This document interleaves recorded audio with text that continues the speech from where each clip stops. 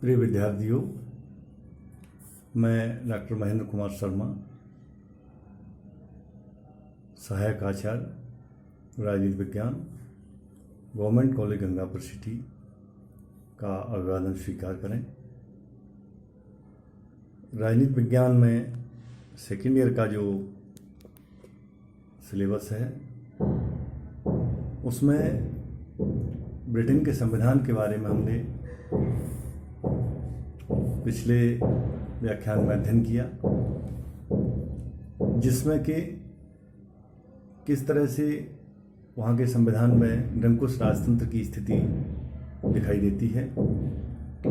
राजा को निरंकुश राजतंत्र के नज़रिए से उन बिंदुओं में देखा, लेकिन इसमें हम जो व्याख्यान आज लेके आए हैं उसमें राजा की शक्तियों को हमने एक तरह से नाम मात्र का दिखाया है और वास्तविक शक्तियां मंत्रिमंडल या प्रधानमंत्री के पास ही होती हैं।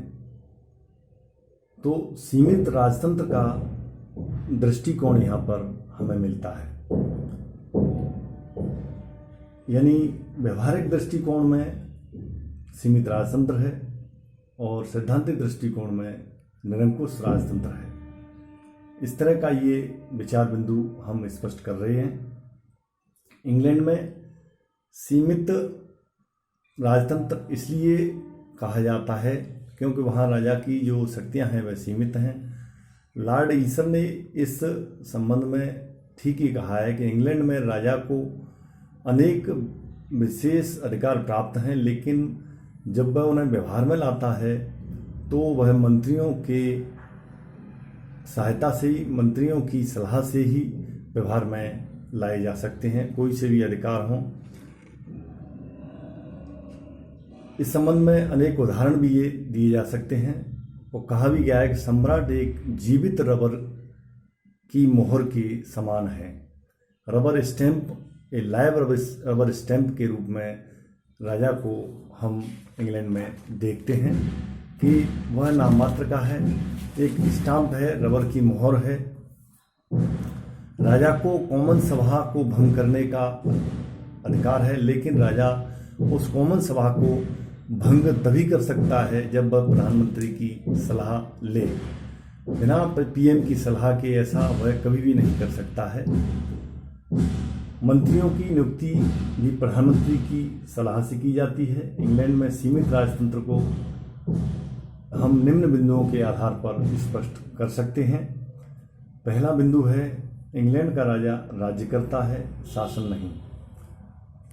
वर्तमान युग में ब्रिटिश सम्राट का न केवल निरंकुश स्वरूप समाप्त हो गया है, बल्कि विधायी व वित्तीय कार्य, नियुक्तियां व विदेश नीति जैसे महत्वपूर्ण कार्यों पर भी उसकी सीधी पहुंच नहीं है।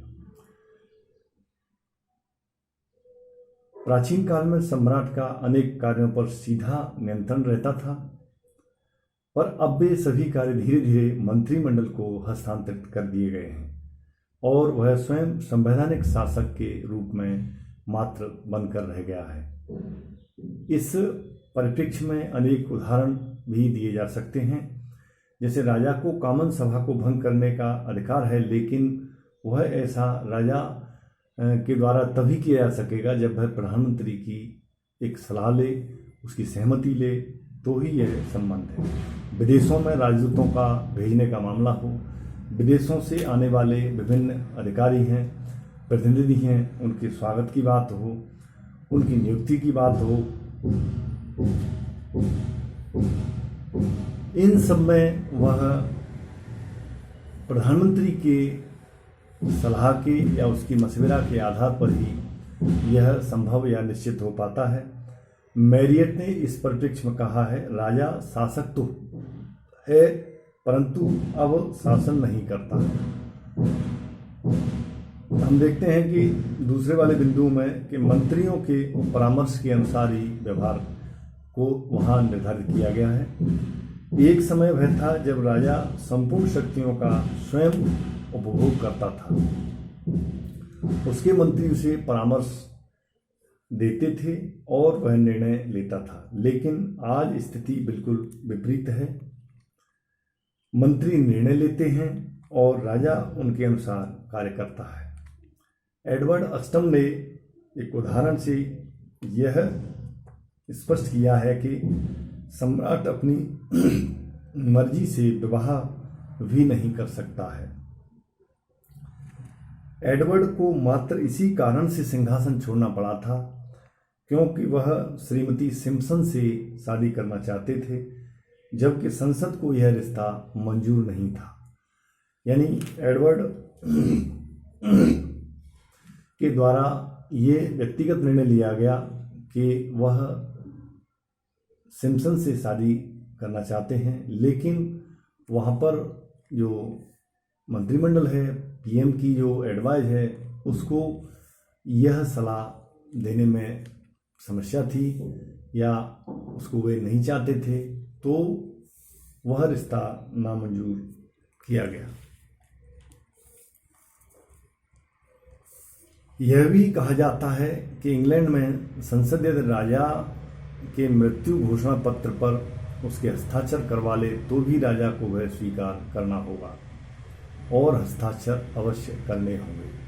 देखिए, यहाँ इन बिंदुओं से यह बात स्पष्ट हो रही है कि पूरी तरह से राजा का जो स्तर है, राजा के जो अधिकार हैं, वो व्यवहारिक परिप्रेक्ष्य में बिल्कुल ही नगण्य हैं और संसद में जो प्रधानमंत्री है, मंत्रिमंडल है, उसका यहाँ पर पूरा सर्वे सर्वा आधिपत्य दिखाई देता है। इसी संबंध में डॉक्टर फाइनर ने लिखा है कि ब्रिटिश राजपद विशाल गगनचुंबी तथा वैभवपूर्ण इमारत है जिसके अंदर राजनीति या राजनीतिक शक्ति का शून्य स्थान है।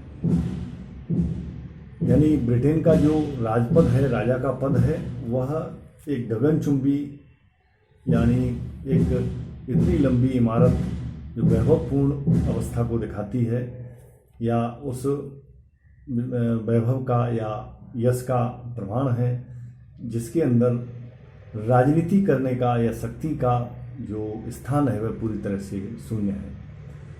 राजा चार्ल्स ने ठीक ही कहा था कि उसके कार्य उसके मंत्रियों के होते हैं, यानी राजा के जो कार्य हैं वे कार्य मंत्रियों के होते हैं। ये राजा चार्ल्स ने इस परिप्रेक्ष्य में कहा है।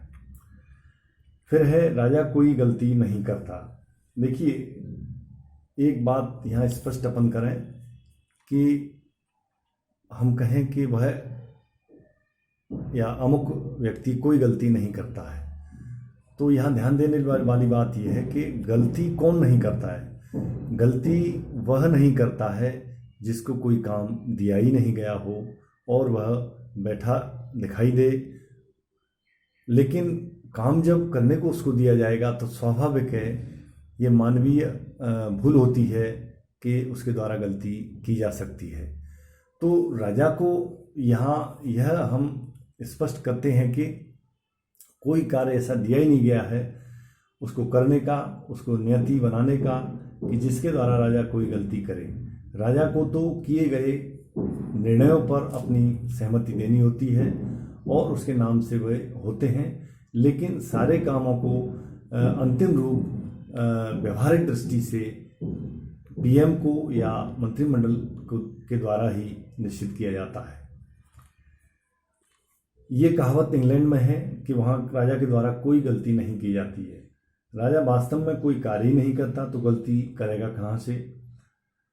राजा के प्रत्येक कार्य के लिए कोई न कोई मंत्री जिम्मेदार होता है। वास्तव में सम्राट अब एक मात्र दर्शक बनकर रह गया है, वह राजनीतिक खेल में सक्रिय भाग नहीं ले सकता। निष्कर्ष रूप में हम कह सकते हैं कि बेजहॉट के शब्दों में वाल्टर बेजहॉट ने लिखा है कि राजा केवल परामर्श देने, प्रोत्साहन हेतु चेतावनी देना ये कार्य ही कर सकता है कि फीडबैक देना, उनको रीइंफोर्स करना, उनको आगे बढ़ाने के लिए उत्प्रेरित करना और उनको मोटिवेट करना, उनको इंडिकेट करना, उनको चेतावनी देना, ये सारे काम राजा के द्वारा किए जाते हैं।